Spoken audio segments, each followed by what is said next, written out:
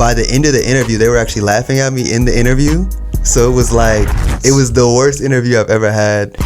But it was like it was one of the biggest learning experiences I had. Are you serious, bro? And so we happened to pass Sway, and he was there that morning. So just chilling. Yeah. So he turns around, he sees us, and he's like, "Come in, man. Like, come on in. Come hang out with us." So that's crazy, man. He sat with me. He talked to me just like this. He's like, "Hey, man, you know what I'm saying? Tell me a little bit about what you do. You know what I'm saying? We're coworkers." So, he really. So you're a coworker with Sway? Yes, I'm coworkers with Sway. So yes, we have astronauts that are also our coworkers. So satellite radio, we actually just had a satellite get launched into space a couple weeks ago. Oh wow! They're in space for like a limited amount of time, and then they're decommissioned, and then we got to send new ones up to expand the service. So it's very cool to me. Like, that's super cool. Where I'm at, I'm loving it. You got Sway in the morning. Right. You got Tracy G and Heather B with them. So very cool stuff there. I think people make life meaningful, man. I think it's all about people. I think it's all about having mutual respect and love for each other. If you're isolated, if you're in isolation, I think it becomes like very apparent very quickly. Absolutely. You know what I'm saying? When we're looking for dopamine anywhere, you know what I mean? Yeah, so man. I think that having that human connection, being with your tribe or being with your special person, I think like that it removes that need for that. You talk about how hard it was to be able to get to where you're at now there, Lyndon. Yeah. Like, what was some of the struggles? Yeah. So some of the struggles, man,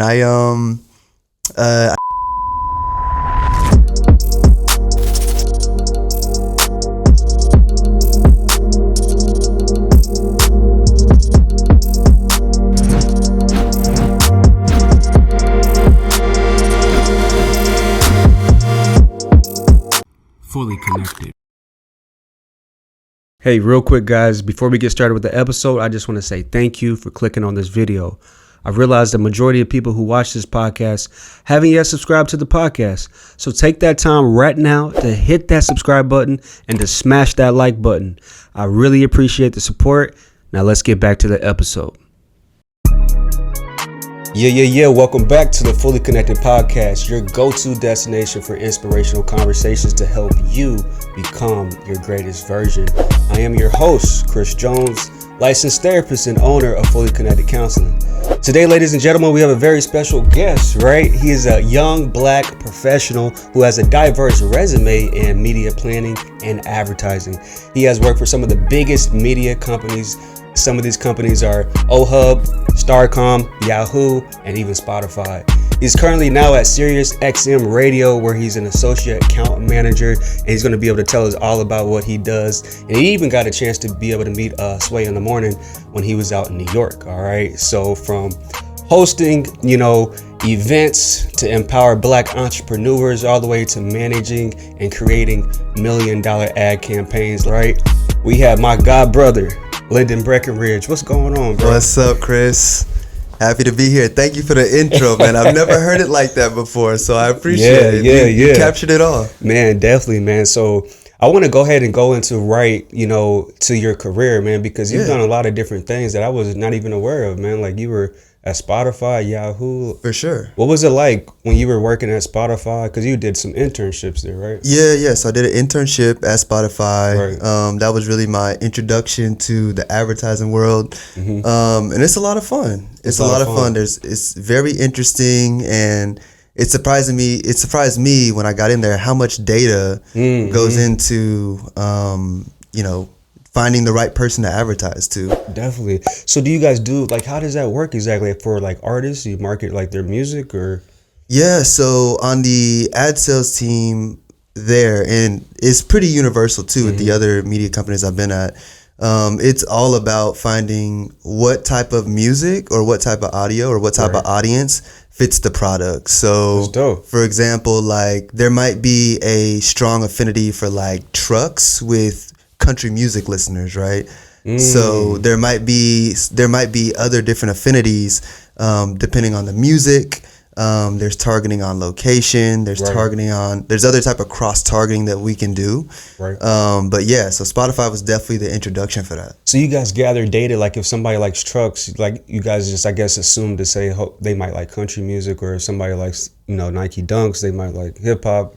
Exactly. Where do you guys get all the data from? So that data, it's some of it's not extremely specific all the time, but we can basically group people in, right?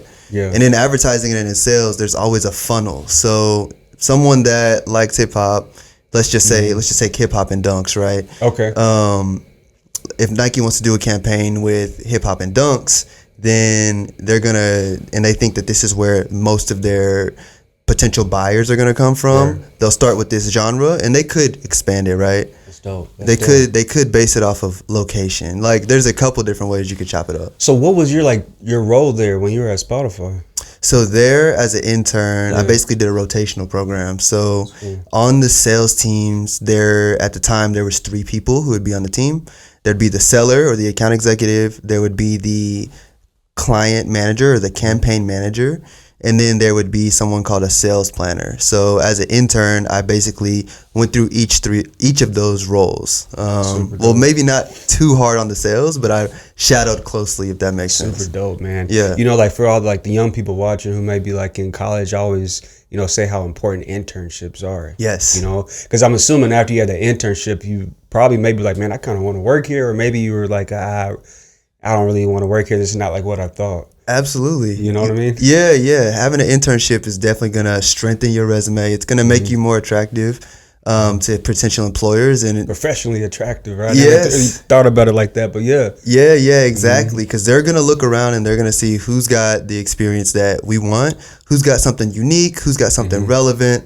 And getting that was difficult. So, right. You know, but I think the hard part is putting yourself out there and making yourself attractive. Absolutely. I think after you get in the door, I think the work is a little bit more manageable than it is, and a little bit less difficult, right, than making yourself the number one candidate. Man, that's crazy, man, because I remember back in the day when we were just all playing the games when we were just kids, man, like growing up over there on where you guys stayed over there by WSU. And, you know, it's like cool to see like how everybody now is, you know, your brothers are now like, you know, professionals now, like as we age and grow up, bro. But you were the youngest, but now you're the tallest out of both of your brothers, man. Yeah. How did this happen, man? I don't know, man. I don't know. I guess I was, you know, drinking milk and, you know what I'm saying, getting my calcium. So, but yeah, I guess that's just what was in the cards. What is it like to be the youngest brother? Being the youngest is, you know, I love it. I love it. Okay. I think it's very unfair. I think you get a lot of advantages being the youngest brother. Right, I would agree too. You know, so basically, I think I have 2 examples, 2 previews of what's to come. You know, growing up. So as we lived in the same house as we're growing up, I'd see what they do, and I'd be like, all right, I should not do that, or I should do that. That's funny. I see the thing they did, and I'm gonna try to do it even better. So it was like very unfair. But as an adult, I think the tides have turned now, and I'm now facing the not having an example, not having 2 brothers who are doing the exact same thing. Okay. I'm now facing those challenges where it's like, all right, I got to pick myself up. I got to do something. I got to fail at it, and I got to work my way around it to where I could see they had to do that like all growing up. You know what I mean? That's interesting. Let's talk about some of those things you feel like you failed at, you know, like to be able to be transparent and open, you know, like maybe even like just growing up or like going through school or even like at certain jobs, because failure is sometimes looked at as a negative, but I can see there's a lot of positive in it. Yeah. When you zoom out after looking back in hindsight, you know? Absolutely. And I think some of those things, to me, it seemed like there was like a right answer growing up. It seemed like, all right, things are a lot simpler when you're growing up, but as an adult, it's not always just like a right answer. It's just the thing you decide to do. So I'd say one teaching moment, I could go to like interviews. Interviews was like really something that was difficult for me. So like, I remember when I was trying to get my first internship, I was super excited about this company that was in Wichita, and by the end of the interview, they were actually laughing at me in the interview. So it was like, it was the worst interview I've ever had, but it was like it was one of the biggest learning experiences I had. Are you serious, bro? Yes. And you don't have to say the name of the company, but hold up, you're saying you had an interview and at the end of the interview they were laughing at you? Yes, bro. So I was trying to get my internship. I was really excited. I'm like, all right, it's time for me to, you know, step forward, get this experience and move on. And so as I was preparing, basically this was for a sales role. So I wanted to think about what's attractive to them. So I tried to double down on being competitive. So they asked me one question. They were like, tell me what your strength. And I was like, I'm competitive. And then they asked me something else, and I come back and I'm like, I'm competitive. And they asked me a third question. Exactly. By the end, they were like, yeah, they were laughing. And so I thought they would love that. And it was like, no, bro, they need to hear more than that. So wow. Did they tell you at the end of the interview?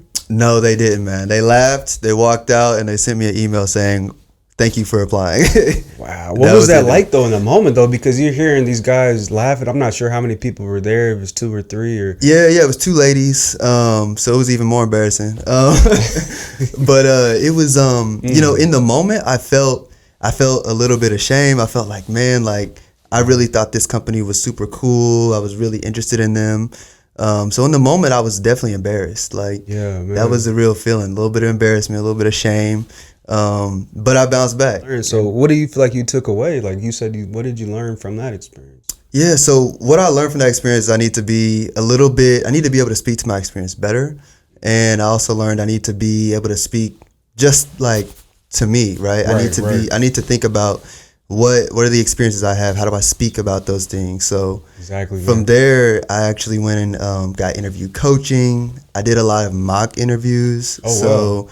Being able to do that, and obviously just for work, right, or just for like applying for jobs. So once I did that, that's when I felt a lot stronger. Wow. And I wanted to talk about, like, because you said you work for Yahoo, right? Yeah. And so it's like, I know Yahoo, from my perspective, it's like I haven't used my Yahoo email in, man, I couldn't even tell you probably the last time when we were just, this big hooping outside.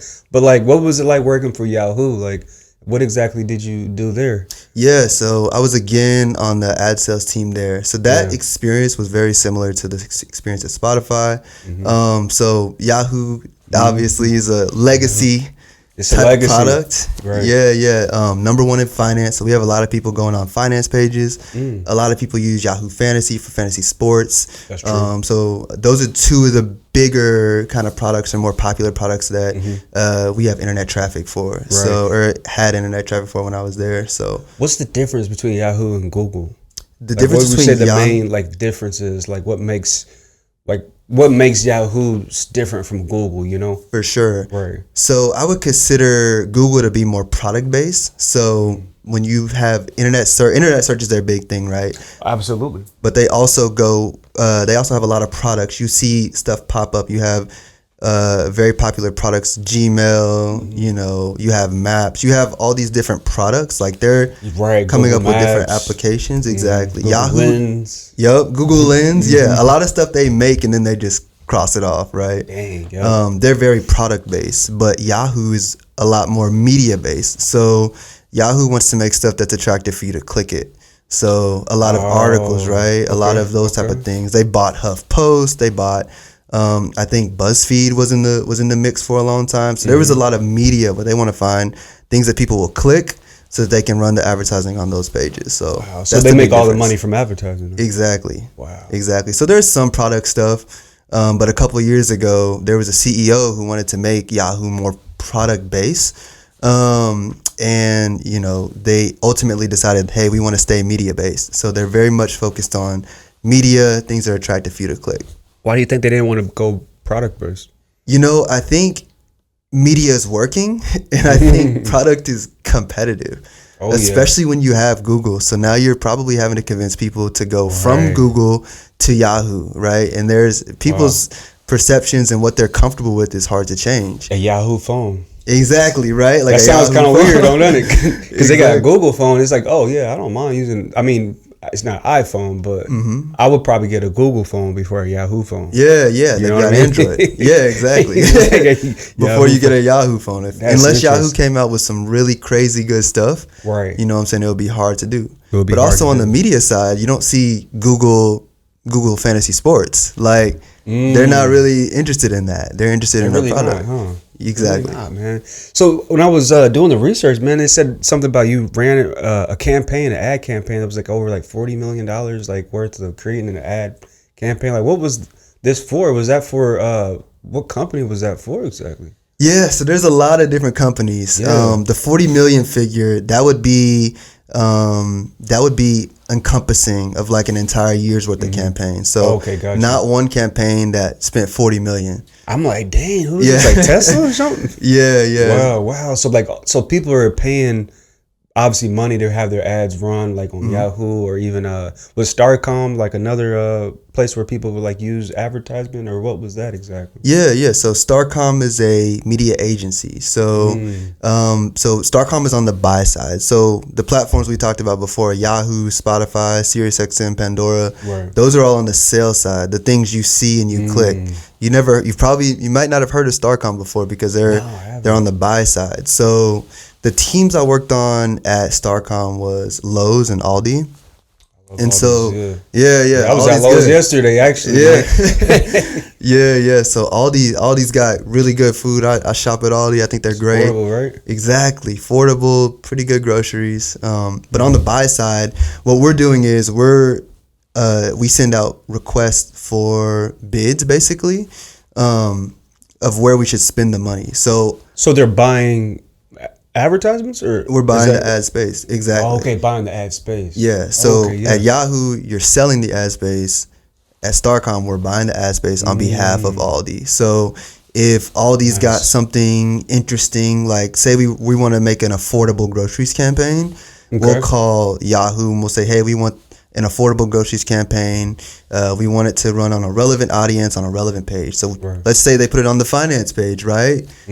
So now we've got this campaign that kind of makes sense. We've got people who are concerned about finance seeing an affordable groceries campaign, right? And that's just like one hypothesis. When you're on the Aldi side, or when you're on the Starcom side, you've got to really think about what's Aldi gonna want, because we have a relationship with Aldi corporate. We're talking to them, we're telling them what we're doing, and then we're gonna have to go out and we're gonna have to buy. We're gonna have to say, all right, what audience on a music platform do we think is going to be the most relevant for Aldi shoppers? So it's, man, that would be interesting. All these shoppers, so why don't they just like collect data like when they walk into like the store or something? Like, would that be easier? Do you see that happening one day? Like they just have our data like everywhere? Because it sounds like a lot of these advertisement companies make money just on having data, selling that data to ad companies, and then it kind of just cycles through or something? Yeah. There's a lot of data being collected all the time. Man, some of it is based on location. Some of it is based on, things you're clicking, things you're interested in.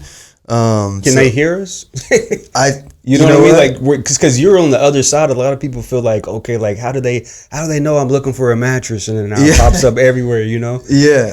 So I definitely think they can hear us. I haven't worked on any products where we specifically discussed like that type of data, but like I've had all the same experiences as everyone else. I say something, I look at my phone and there's an ad for it. So but I haven't specifically worked on any of those products. They said like 6G will be able to like 6 or 7G will be able to like do that. Like you'll be able to think of something and it just shows up. Really? I heard somebody say that on the podcast. I don't know how accurate that is though. That might be like 10G, but somebody said I don't know who it was, but somebody said maybe like 7G will be able to get your thoughts. Yeah, I don't know anything about that, though. But the way technology is moving, I don't doubt it at all. Like, definitely, man. It's so crazy. Fast, man. That's crazy, man. So I wanted to talk about when you got to meet Sway, man. Like, how did that happen? Yeah. So I work at SiriusXM now. And I work in the Chicago office. We were having basically something to help onboard employees in the New York office. So we have a couple offices out there, and we happen to be doing the tours of the studios. So the one in New York? Yeah. Okay. Yeah. So we got office space there, we got studio space there, and they're in different locations. So we happen to be in the studio space that day. We're walking through the hallway, and they're showing us everything. They're showing us the different studios where different things are recorded. I think Kelly Clarkson's in there. Okay, she got like a little podcast? Yeah, she's got a show on there. All those are on all the SiriusXM shows. Nice. I think there's some ESPN stuff in there. There's a lot of cool studio spaces in there with different personalities. That's dope. And so we happened to pass Sway, and he was there that morning. So just chilling. Yeah. So he turns around, he sees us, and he's like, "Come in, man. Like, come on in.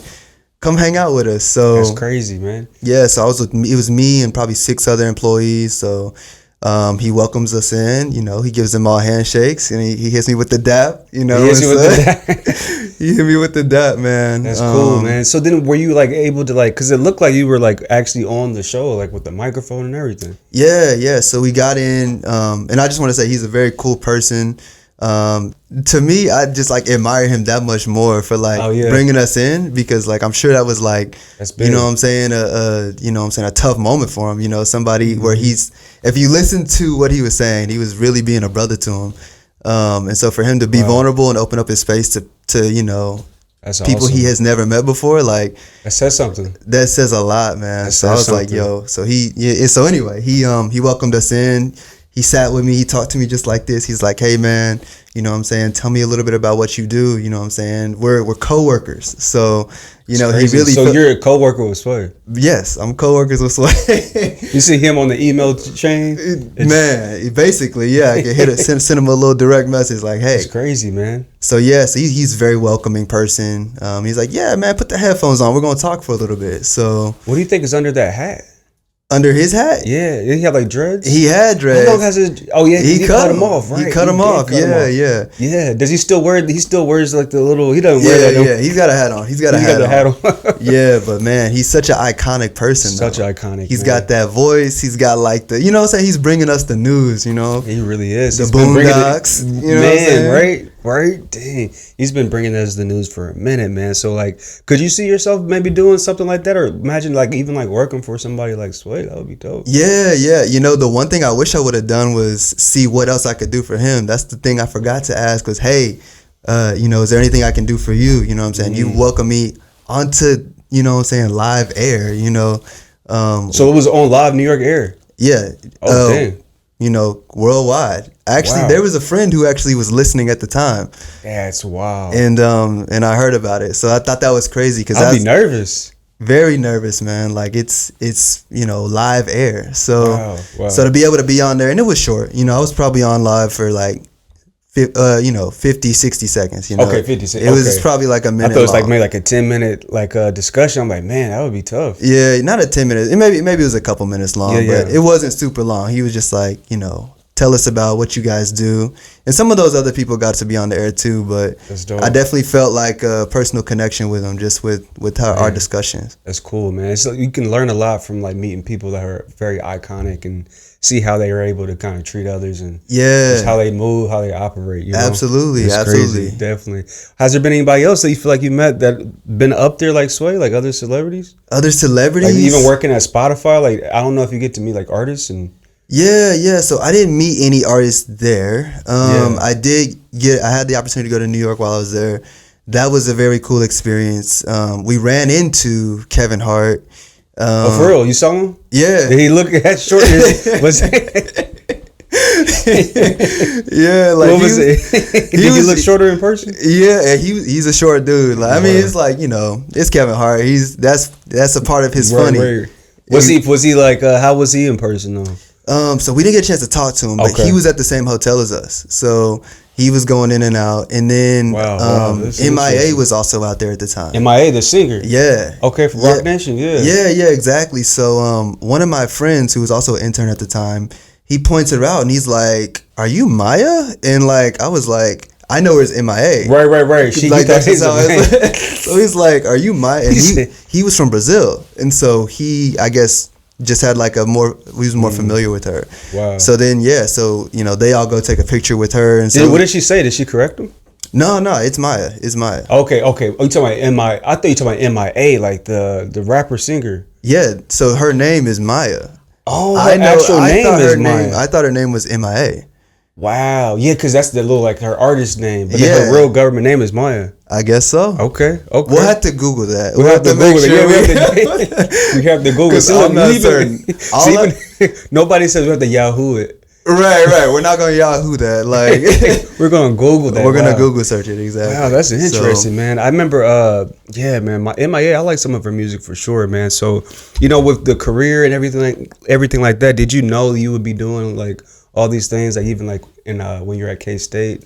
No, I had no idea, to be honest. I had no idea. This opportunity was Where I'm at now is just completely, you know what I'm saying, it's definitely a blessing. I'm super grateful for it. Man, you know what I'm saying? I can only thank God for it because I feel like I've been able to learn so much and be exposed to so much.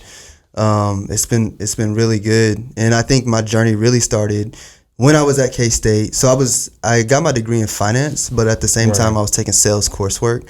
So with sales, it's very fun. You're talking to people. You're trying to get them to buy things. Right. And the products that we did our coursework over was really interesting. So it would be things like software, or maybe it would be like private aircraft.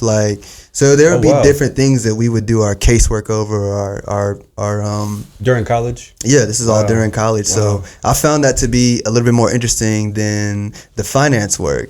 You know.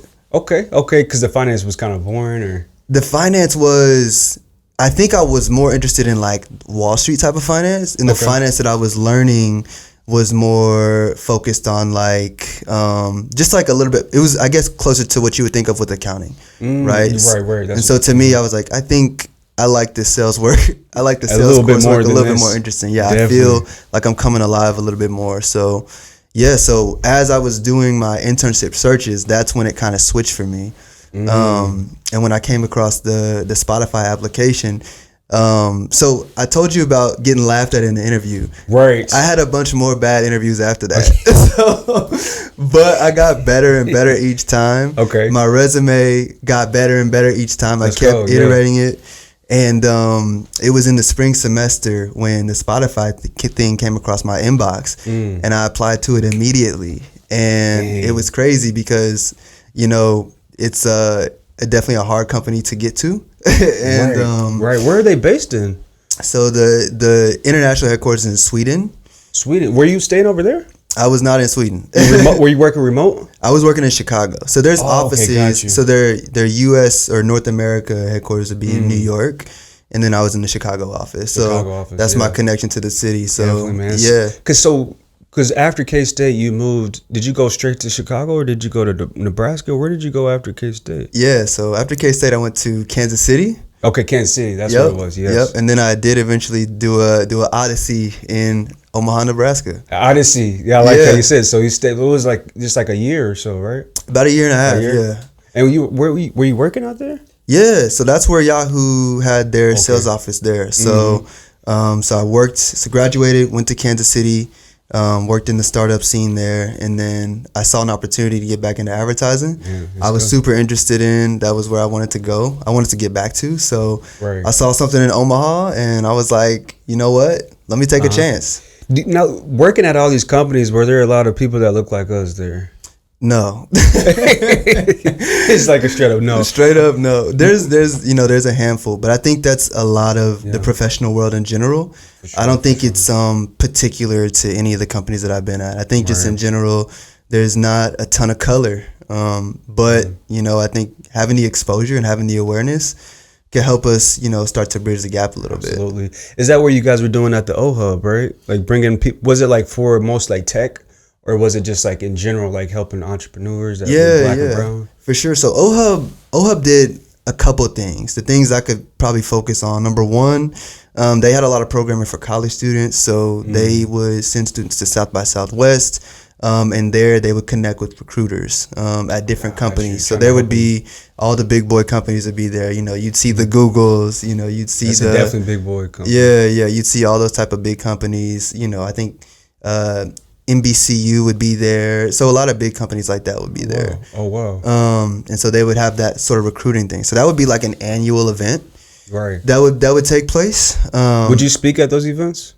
I did not speak at those events. So you just kind of brought them together? Exactly. I was helping organize it, talking to the companies, making sure that they're ready to go, talking to the students, making sure that they're able to do it. So so that's one part. I'd say the other major part that I worked on would be in Kansas City, would be the accelerator. So there was a startup accelerator there.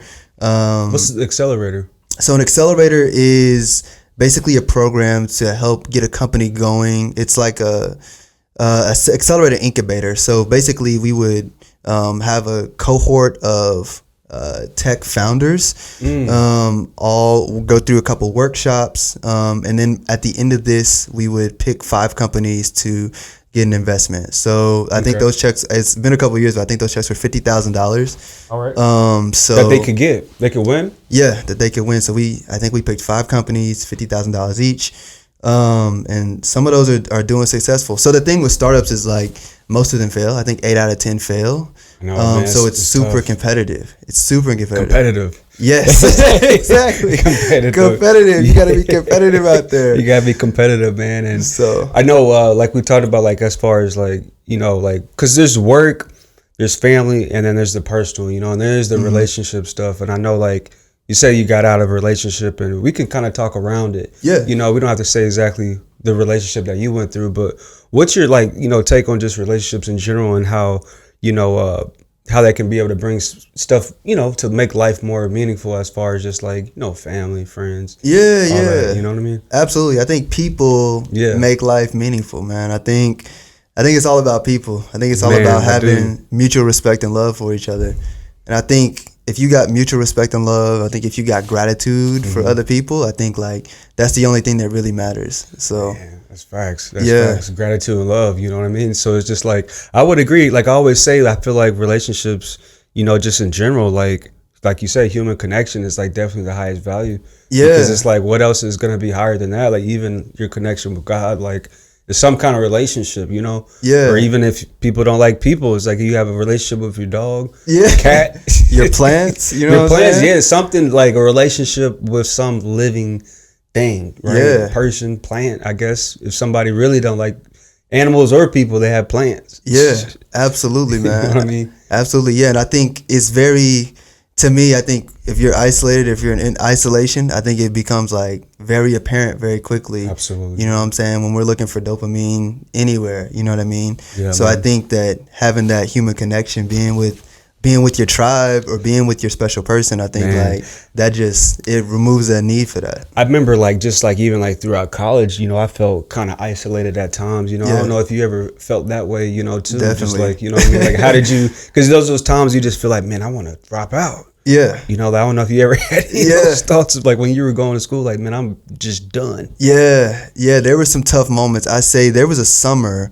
when I was alone up there in Manhattan, and that was tough for me because I couldn't really figure out why I was so down. But like hindsight's 2020. It's because I was there by myself. And I did have a couple friends, but the amount of like passive times we would connect would be so much more, like just less frequent. Exactly. And it's like during the year, I was like, yeah, I'm good, I'm happy, like But when I was there by myself, it was like, man, I'm going to work. I feel like I'm progressing a little bit. I'm going to class. I feel like I'm progressing there. Right. But without having other people around or just like having those passive connections, it did make it very isolated. Do you feel like it's like as a society now, is it more like we're more isolated? Absolutely, man. Absolutely. And I think our phones are like a big driver of that. I think big one, man. Exactly. It's like, and everything you need, it's like a slot machine in your pocket. It's like, if I need to see something random right now, I can open my phone, I can click an app, and I'll see something random. Man. I don't know what it is, and I think that's naturally like an exciting thing. Absolutely. But it's so much more accessible now. It's probably more accessible than our minds are like, it's crazy. You know, evolved for. You said slot machine. I never heard that before, but that's a perfect analogy. Yeah, it is it's like a slot machine. It's like everything, a computer, a slot machine, an alarm clock. Yeah. You know, a pager, you know, a phone, like everything you could imagine just in one device, man. That's wild, man. Exactly. Do you remember what your first phone was? My first phone was I had I had a couple first phones really. My brother had this Boost mobile phone that he was no longer using, and I thought that was the coolest thing. Was it orange? Yeah. They had the "Where You At" commercials. Right, man. I was so into that. Man, that was big though. They had like all kinds of celebrities at like the game. Yeah, like, everybody. They had a little walkie-talkie noise. Like, that was cool. Catchy. Marketing. That was cool. That was really cool, man. So that was kind of my first phone. But then I had this phone that slid up. I forgot what it was called, but it was a Samsung. Was it two-way? It was a two-way, yeah. Was it a two-way or something like that? I can't even remember. A T1, I think is what it might have been called. It was. Yeah, I kind of like those ones though. It was kind of fun to slide it up. They were fun. It was kind of fun to slide. That's why I missed the flip phone because when you close it, it just kind of felt good. Like the conversation very is final done. type of activity. Yeah. Yes, it's like, over. Versus like just hitting the button. You know what I mean? You can just close the phone and it just felt. I don't know. I felt secure with that. Yeah. But those are coming back too, though, man. But it's obviously, we grew up together, but like now as an adult, like what are some of the things that you enjoy being an adult versus being a kid? Man, I think being an adult is getting to do what you want to do. Right. If you want to walk out the door, if you want to leave, if you want to go somewhere, you know what I'm saying? You can do it. Mm-hmm. You can do like whatever you want to do. So, whatever you want to do. Yeah. There's like all the responsibility with it too, man. Yeah. It's all on you. It's all on you. And like, obviously there's constraints, there's all sorts of constraints differently, financial or like time based. Like there are constraints on like what you have, like you can't do everything, but you can do what you prioritize. You're starting to realize now like what everything mom and dad are teaching you. Like I know I felt that way too, but we definitely got to give your parents a shout out. Yeah, you know what I mean, and everything that they done for you guys, for me, for your family, bro. So we absolutely gotta give shout out mom and dad. We got to give y'all a shout out. Thank you for everything.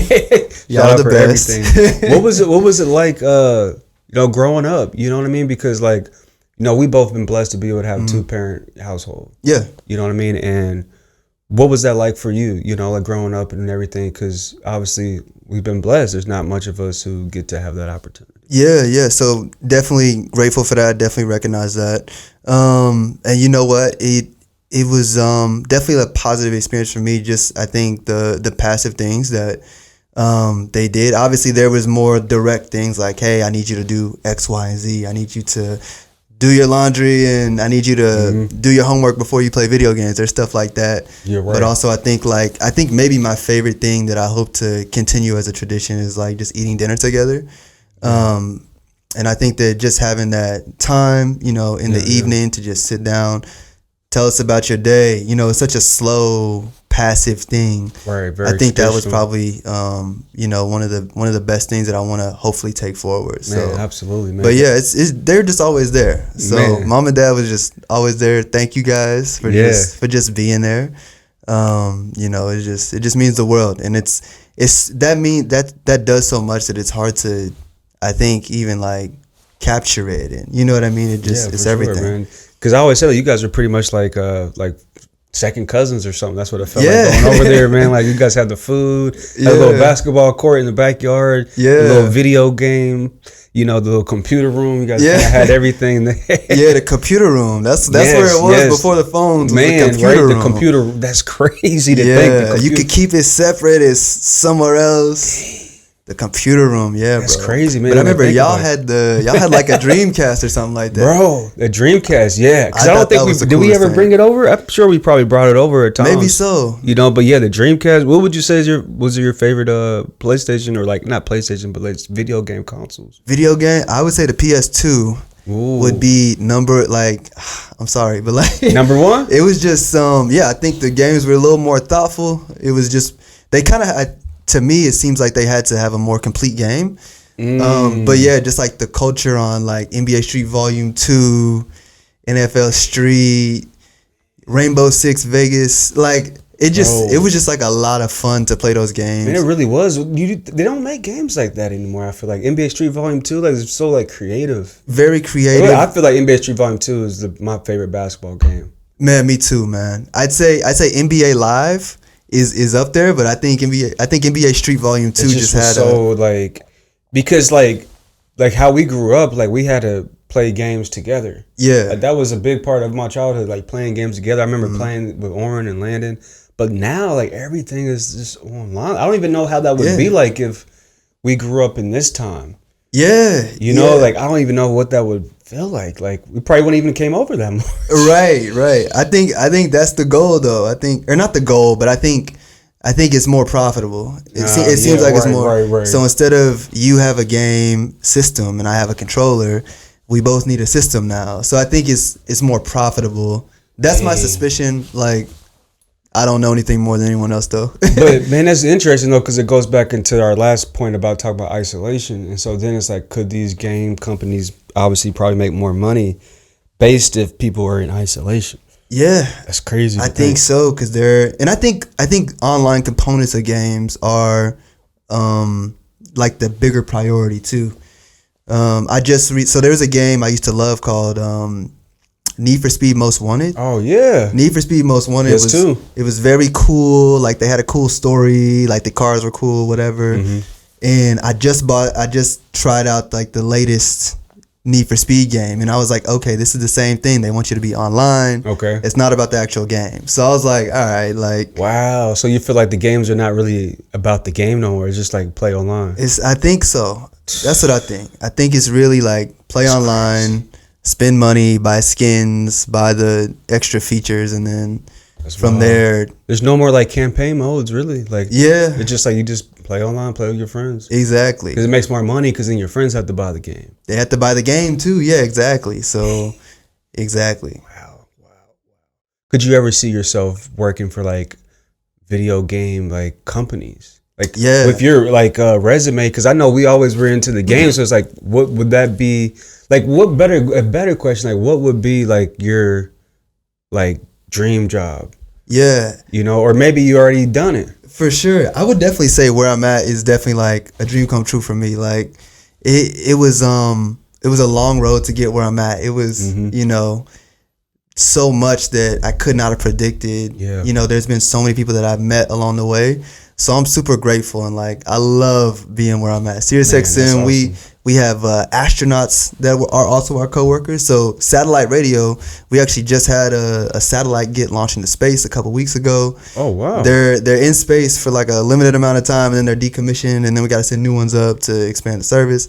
So it's like, it's very cool to me. Like, that's super cool. Where I'm at, I'm loving it. You got Sway in the morning. Right.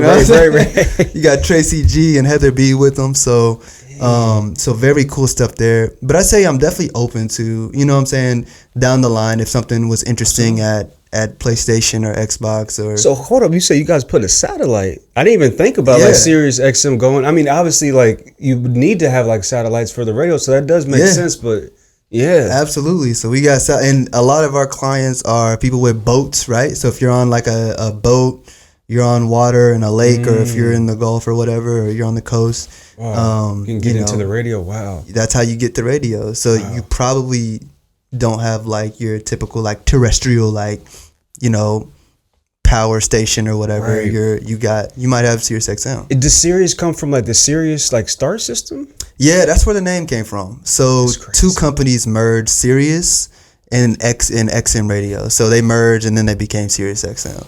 So wonder what they have about the star. Why do they like Sirius star system? You know what I mean? It's like some kind of. It's the brightest star. It's the brightest star. It's the brightest star. It's the brightest star. Wow. That might have something to do with the name Siri too on the iPhones. So. Wow. Maybe.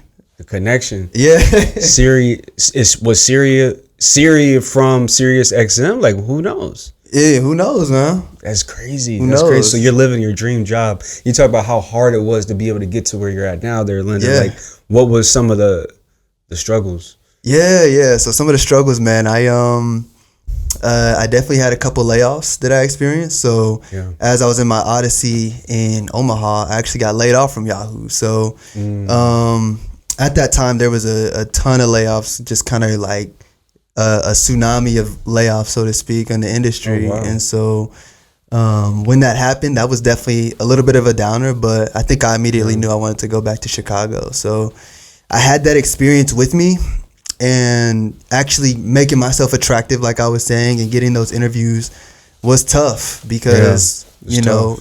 As an employee or as someone looking for a job, I didn't have a lot of leverage. Mm-hmm. But was that your first time getting laid off? It was. Man. It was. I was actually on a ski trip at the time. Oh, yeah. You do those ski trips. Yeah. I was on a ski trip, and I get this random text, and this guy's like, "Hey, Lyndon, hope you're okay." And I didn't know. I was like, it wasn't from a number I saved, but the number came from Indiana, and I knew I had a teammate in Indiana, but I didn't have his number saved, so I just ignored it. Got on the slopes. I'm down the slopes, having a good time. And then that night, I had another friend I met. He texted me. He said, "Hey, I heard Yahoo had layoffs." This guy didn't even work at Yahoo. I just met him playing basketball in Omaha, and so I'm like, "Whoa, that's crazy." I'm sure they would have told me directly if it was me. So I'm like, man, right? Yeah. So I check online. I see that it happened, and I happen to have my work laptop with me. So I open it up. I see the email. They're like, "We're sorry. We're gonna have to let you go." So from there, I was able to get the information I needed. I was basically able to get my resume off of that laptop, things that weren't confidential, things that were just speaking to my experience. I was able to get the important things off that laptop and just finalize everything before I got back. And what's crazy is if he didn't text me, I wouldn't have known about that until Monday, and I wouldn't have been able to get in the door. So that's wild. What's going on with Yahoo? They can't even I don't know. have communication. I think my manager at the time, I just think he might have forgot that I was out of town. And it was probably a little bit overwhelming for him too, how sudden it was. It sounds like there was a lot of people that left. Yeah. I think like 50% of the, I want to say, I'm not sure. I have to look back at it, but it was a significant chunk. I want to say 50% of the sales org specifically. So they got other people that weren't impacted, but that was what happened there. And so having to pick myself back up, and get myself there, that was a pretty big challenge. Yeah. How long were you laid off for? Like, unemployed? I was so I got that layoff in February, I think end of February, and then I started at Starcom that May. So got my stuff, put it in a U-Haul, you know what I'm saying, and went out to Chicago. And went out to Chicago. Man. So. And it just so then I'm guessing you went to Chicago after you got the job at Starcom? Yeah, so they gave me the offer letter like at the end of April, like at the very end. Yeah. And I was in Chicago like I think a week and a half later. So signed a lease and got straight to it. Wow. A week and a half later after you got laid off? After I got the job offer. Oh, okay. After you got a job offer. Yeah. What was it like during that time of just being unemployed? Because I remember how it was getting laid off. What year was that? 2018 or so? Yeah. I remember how it was, man. It's like, dang, like I gotta find work. Some days are better than others. Some days are better than others.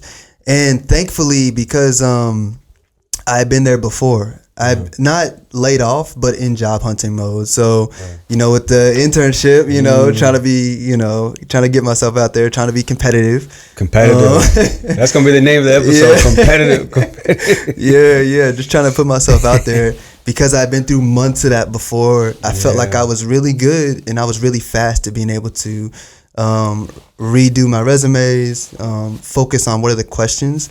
And I have a friend, who would work with me on those mock interviews. So even though I'd been out of school for 3 years now, I knew that the process would require me to go back and do mock interviews again, go back and reiterate my resume again. So we get on, and she taught me something called the STAR method, which I use on everything now. And STAR method stands for situation, task, action, result. So I use that on every interview, and it basically just makes it super clear about what you did and what the result was. And Can you use this like in other things other than interviews too? I think so. You probably could. Where? You probably could.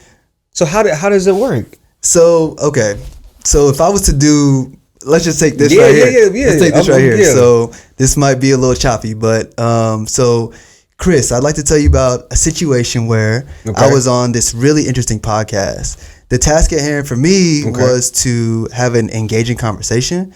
So the action I took was I breathed. I was trying to be my most authentic self. Absolutely. And I went on the podcast, and the final result was we had a really interesting conversation. That's dope. And everybody liked it, and the podcast grew bigger because of it. Like, hey, let's go. That would be like an example. Like, I just kind of spit that out there, but you can use that with your real experience.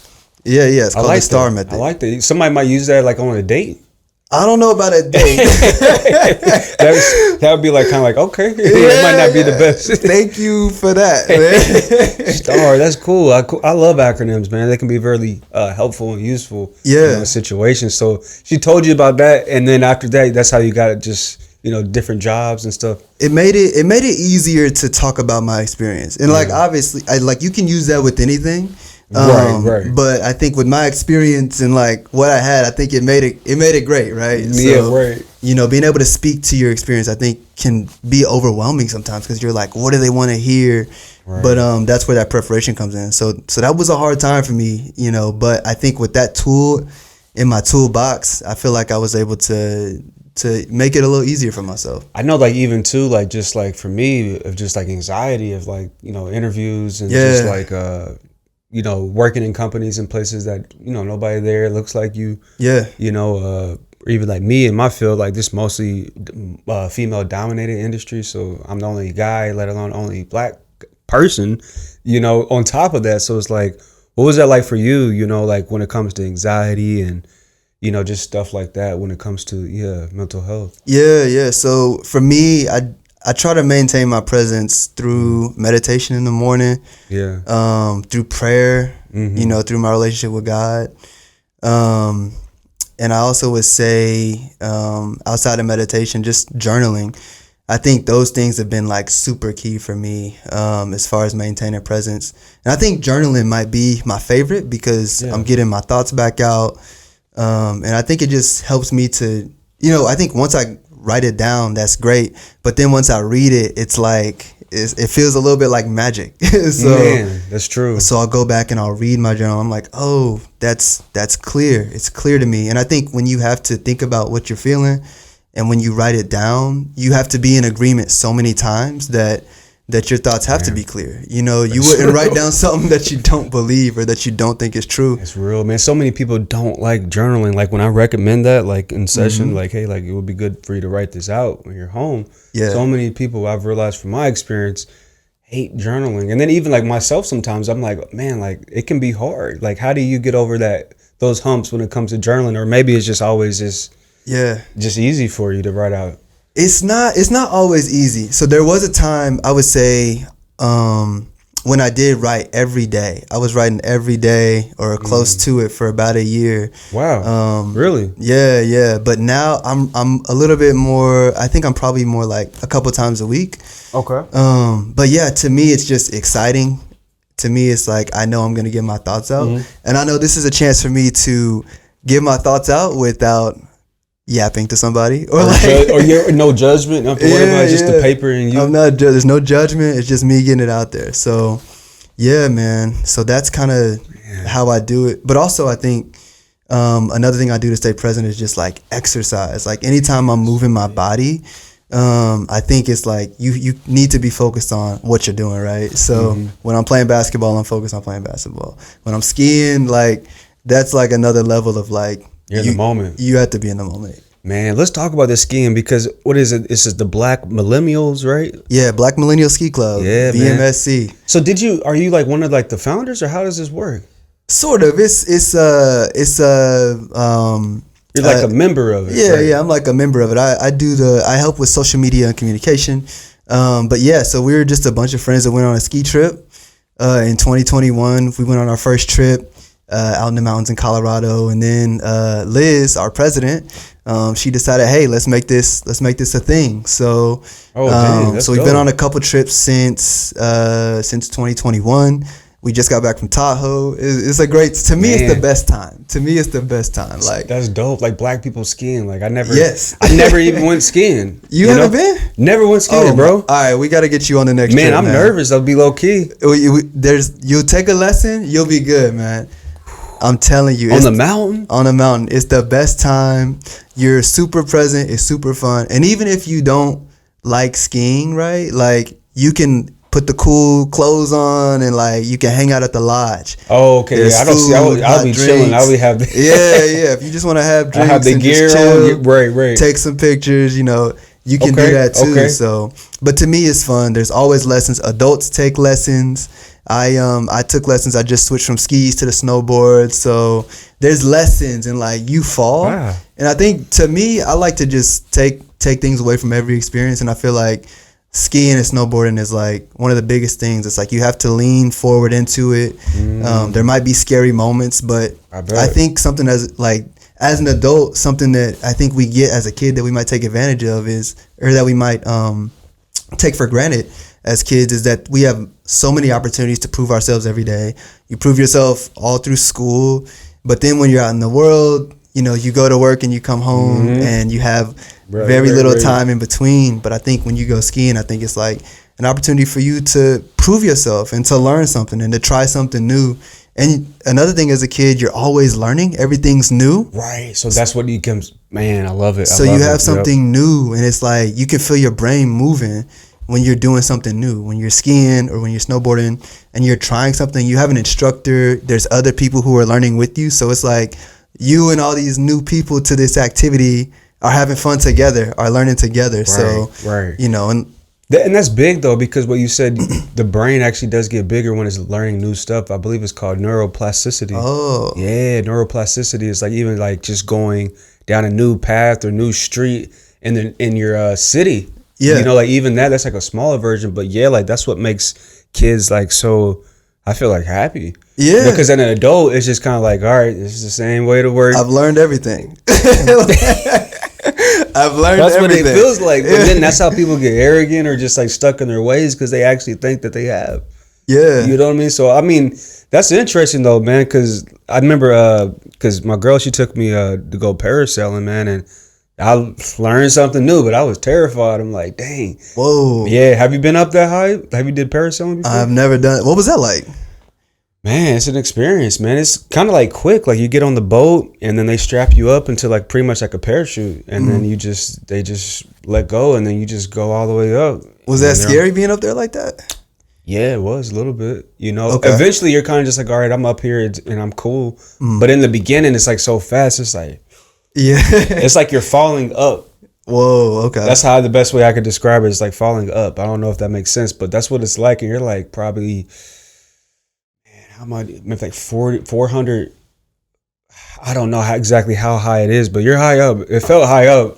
But then my girl, she just like calm. I'm just like, man, you're not freaking out. Like, we're over here like, you gotta just be tough, on, right? like, I'm holding on to the little parachute deal. So, but I'm sure skiing would probably be a lot more funner because you get a little more control. You do have some and control. I'm on the ground too. Yeah. I like being on the ground. Yeah. You definitely got some control there. That definitely sounds like a lot of fun too, for sure. Yeah, it can be, man. Or like jet skiing. I've been jet skiing. Jet skiing. So you would probably be really good at skiing and you don't even know it. Really? Okay, you think so? It's a lot of the same. I've never been jet skiing, but from what I've seen, you're leaning back a little bit. Is that right?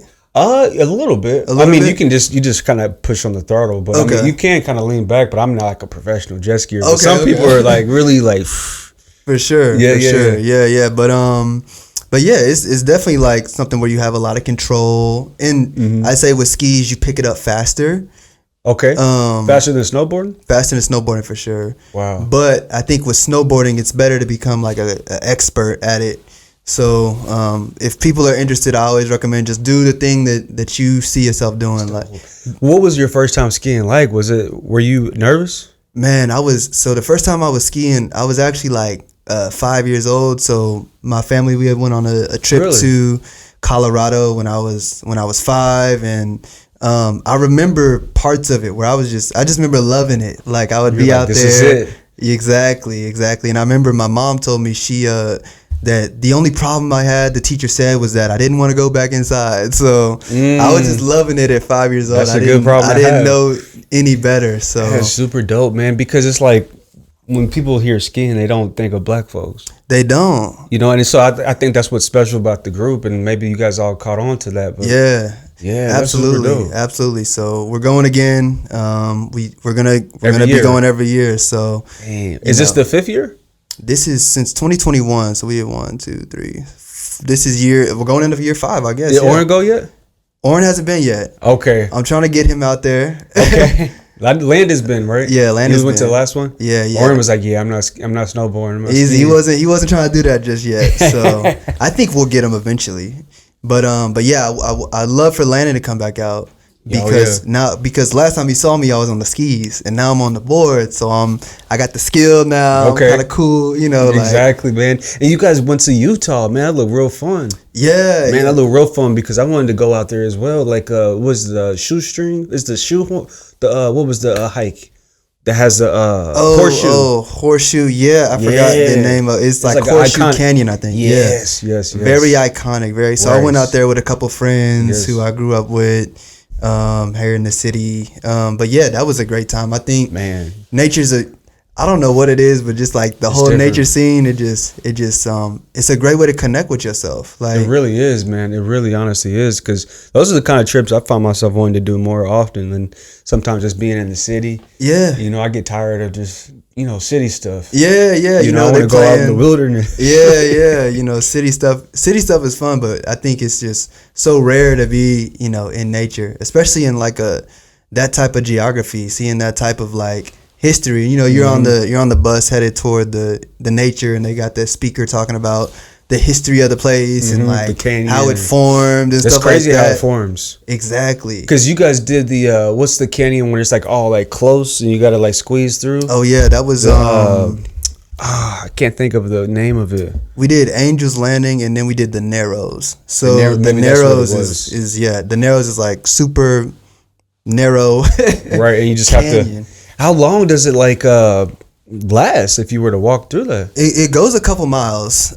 Just narrow like that? Yeah. How do you squeeze your backpack in there? I mean, it's not that narrow. It's like, probably 5 feet wide. It's probably 5 feet wide. We didn't make it all the way to the Narrows technically, but we got very close. But in the areas that we were in, it was probably 40 feet wide, but still straight up like that. So it's to me, it's like one of the coolest things to just be in that type of area. I gotta see some pictures, because I remember I was trying to do something like that at one of the canyons when I was around the Grand Canyon, but it was like closed because like COVID, and I guess they didn't want people like on top of each other, right? And everything like that, man. But man, I'm glad you were able to come on the show, bro. I appreciate you, man. Able to come on the show, man. Definitely, an inspiration to be able to see everything you've done from the beginning, all the different career paths and everything like that. So I just wanted to bring you on the show to kind of chop it up to see your story and your journey, man. Like anything you would say to like maybe anybody watching it, like maybe a young adult, who's, they don't really know what they want to do, or maybe they do, but they're just kind of starting off in college. Yeah, I would say just try as many things as possible. Expose yourself to what you think is out there that you're interested in. I would say, just try to get started, right? I think that's the hardest step a lot of times. That's the hardest. I heard the heaviest weight at the gym is the front door. So I would say it's the same thing here. Just try something out. Just get started. And then from there, it'll just be like walking, just one step in front of the other. That's hard. The heaviest weight is, what did you say? The heaviest weight is at the front door? It's the front door, yeah. I like that a lot, man. Yeah, just try stuff out. The heaviest weights at the front door, man. So, man, if you guys made it this far in the episode, make sure you guys hit that subscribe button, smash the like button, man. Leave a comment, man. Once again, we got Lyndon Breckenridge in the building. Make sure you guys follow him. What's your Instagram name again? At Lindo Breck. Yeah, Lindo Breck. I like that. Like, yes, sir. Reminds me of the dude from Star Wars. Oh, Lando Calrissian? Yeah. That's the black dude in Star Wars. Exactly. So, guys, we're going to be signing off. This is another episode of the Fully Connected Podcast. Thank you for tuning in. All right. Peace. Yeah, bro. I appreciate you doing it again. Thanks, man. Definitely, man. That was cool, bro. That was cool.